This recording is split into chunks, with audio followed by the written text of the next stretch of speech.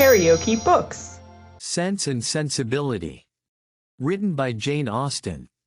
Audiobook. Chapter 16. Marianne would have thought herself very inexcusable had she been able to sleep at all the first night after parting from Willoughby. She would have been ashamed to look her family in the face the next morning, had she not risen from her bed in more need of repose than when she lay down in it. But the feelings which made such composure a disgrace, left her in no danger of incurring it. She was awake the whole night, and she wept the greatest part of it. She got up with a headache, was unable to talk, and unwilling to take any nourishment, giving pain every moment to her mother and sisters, and forbidding all attempt at consolation from either. Her sensibility was potent enough. When breakfast was over she walked out by herself, and wandered about the village of Allenham, indulging the recollection of past enjoyment and crying over the present reverse for the chief of the morning. The evening passed off in the equal indulgence of feeling. She played over every favorite song that she had been used to play to Willoughby, every air in which their voices had been oftenest joined, and sat at the instrument gazing on every line of music that he had written out for her, till her heart was so heavy that no farther sadness could be gained, and this nourishment of grief was every day applied. She spent whole hours at the pianoforte alternately singing and crying, her voice often totally suspended by her tears. In books too, as well as in music, she courted the misery which a contrast between the past and present was certain of giving. She read nothing but what they had been used to read together. Such violence of affliction indeed could not be supported forever, it sunk within a few days into a calmer melancholy. But these employments, to which she daily recurred, her solitary walks and silent meditations, still produced occasional effusions of sorrow as lively as ever. No letter from Willoughby came, and none seemed expected by Marianne. Her mother was surprised, and Eleanor again became uneasy. But Mrs. Dashwood could find explanations whenever she wanted them, which at least satisfied herself. "Remember, Eleanor," said she, "how very often Sir John fetches our letters himself from the post, and carries them to it. We have already agreed that secrecy may be necessary, and we must acknowledge that it could not be maintained if their correspondence were to pass through Sir John's hands." Eleanor could not deny the truth of this, and she tried to find in it a motive sufficient for their silence. But there was one method so direct, so simple, and in her opinion so eligible of knowing the real state of the affair, and of instantly removing all mystery, that she could not help suggesting it to her mother. "Why do you not ask Marianne at once," said she, "whether she is or she is not engaged to Willoughby? From you, her mother, and so kind, so indulgent a mother, the question could not give offense. It would be the natural result of your affection for her. She used to be all unreserve, and to you more especially. I would not ask such a question for the world. Supposing it possible that they are not engaged, what distress would not such an enquiry inflict? At any rate it would be most ungenerous. I should never deserve her confidence again, after forcing from her a confession of what is meant at present to be unacknowledged to any one. I know Marianne's heart. I know that she dearly loves me, and that I shall not be the last to whom the affair is made known, when circumstances make the revealment of it eligible. I would not attempt to force the confidence of any one, of a child much less, because a sense of duty would prevent the denial which her wishes might direct." Eleanor thought this generosity overstrained, considering her sister's youth, and urged the matter farther, but in vain. Common sense, common care, common prudence, were all sunk in Mrs. Dashwood's romantic delicacy. It was several days before Willoughby's name was mentioned before Marianne by any of her family. Sir John and Mrs. Jennings, indeed, were not so nice, their witticisms added pain to many a painful hour. But one evening, Mrs. Dashwood, accidentally taking up a volume of Shakespeare, exclaimed, "We have never finished Hamlet, Marianne. Our dear Willoughby went away before we could get through it." We will put it by that when he comes again. ...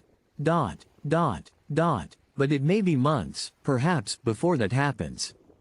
"Months?" cried Marianne, with strong surprise. "No, nor many weeks."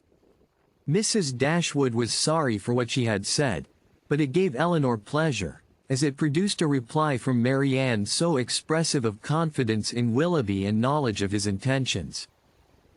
One morning, about a week after his leaving the country, Marianne was prevailed on to join her sisters in their usual walk, instead of wandering away by herself. Hitherto she had carefully avoided every companion in her rambles. If her sisters intended to walk on the downs, she directly stole away towards the lanes. If they talked of the valley, she was as speedy in climbing the hills, and could never be found when the others set off. But at length she was secured by the exertions of Elinor, who greatly disapproved such continual seclusion. They walked along the road through the valley, and chiefly in silence, for Marianne's mind could not be controlled, and Elinor, satisfied with gaining one point, would not then attempt more. Beyond the entrance of the valley, where the country, though still rich, was less wild and more open, a long stretch of the road which they had travelled on first coming to Barton, lay before them, and on reaching that point, they stopped to look around them, and examine a prospect which formed the distance of their view from the cottage, from a spot which they had never happened to reach in any of their walks before. Amongst the objects in the scene, they soon discovered an animated one. It was a man on horseback riding towards them. In a few minutes they could distinguish him to be a gentleman, and in a moment afterwards Marianne rapturously exclaimed, "It is he, it is indeed, I know it is," and was hastening to meet him, when Elinor cried out, "Indeed, Marianne, I think you are mistaken. It is not Willoughby. The person is not tall enough for him, and has not his air."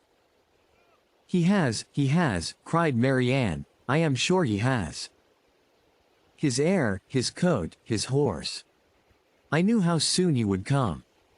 She walked eagerly on as she spoke, and Elinor, to screen Marianne from particularity, as she felt almost certain of its not being Willoughby, quickened her pace and kept up with her. They were soon within 30 yards of the gentleman. Marianne looked again, her heart sunk within her, and abruptly turning round, she was hurrying back, when the voices of both her sisters were raised to detain her. A third, almost as well known as Willoughby's, joined them in begging her to stop, and she turned round with surprise to see and welcome Edward Ferrars. He was the only person in the world who could at that moment be forgiven for not being Willoughby, the only one who could have gained a smile from her. But she dispersed her tears to smile on him, and in her sister's happiness forgot for a time her own disappointment.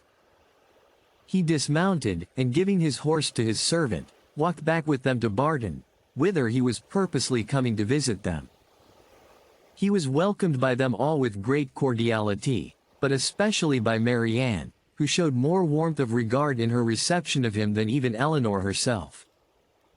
To Marianne, indeed, the meeting between Edward and her sister was but a continuation of that unaccountable coldness which she had often observed at Norland in their mutual behavior. On Edward's side, more particularly, there was a deficiency of all that a lover ought to look and say on such an occasion. He was confused, seemed scarcely sensible of pleasure in seeing them, looked neither rapturous nor gay, said little but what was forced from him by questions, and distinguished Elinor by no mark of affection.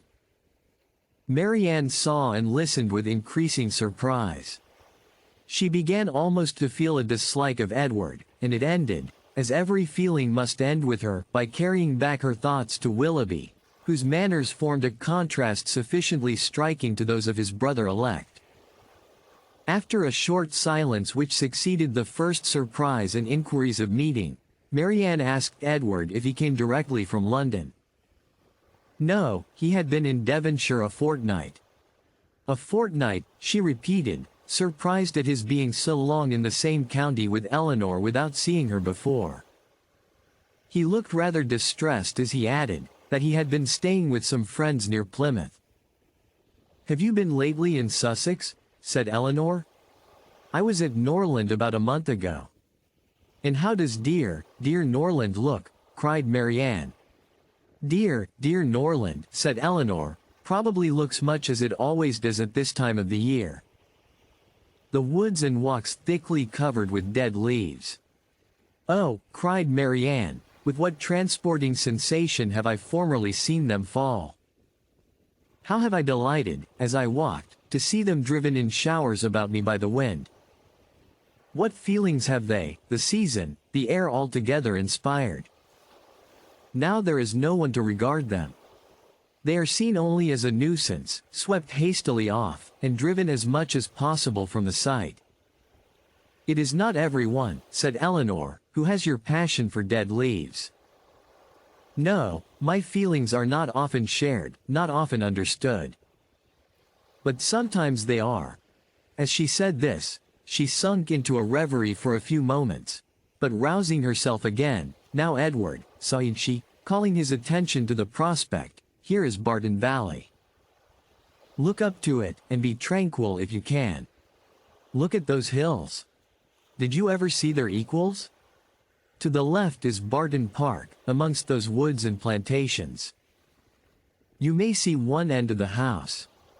And there, beneath that farthest hill, which rises with such grandeur, is our cottage. It is a beautiful country, he replied, but these bottoms must be dirty in winter. How can you think of dirt, with such objects before you? Because, replied he, smiling, among the rest of the objects before me, I see a very dirty lane. How strange, said Marianne to herself as she walked on. Have you an agreeable neighborhood here? Are the Middletons pleasant people? No, not all, answered Marianne, we could not be more unfortunately situated. Marianne, cried her sister, how can you say so? How can you be so unjust? They are a very respectable family, Mr. Ferrars, and towards us have behaved in the friendliest manner.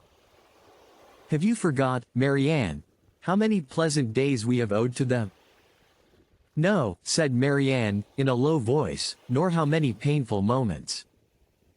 Eleanor took no notice of this, and directing her attention to their visitor, endeavored to support something like discourse with him, by talking of their present residence, its conveniences, and extorting from him occasional questions and remarks. His coldness and reserve mortified her severely. She was vexed and half angry, but resolving to regulate her behavior to him by the past rather than the present, she avoided every appearance of resentment or displeasure, and treated him as she thought he ought to be treated from the family connection. If you liked what you heard, please subscribe to the channel.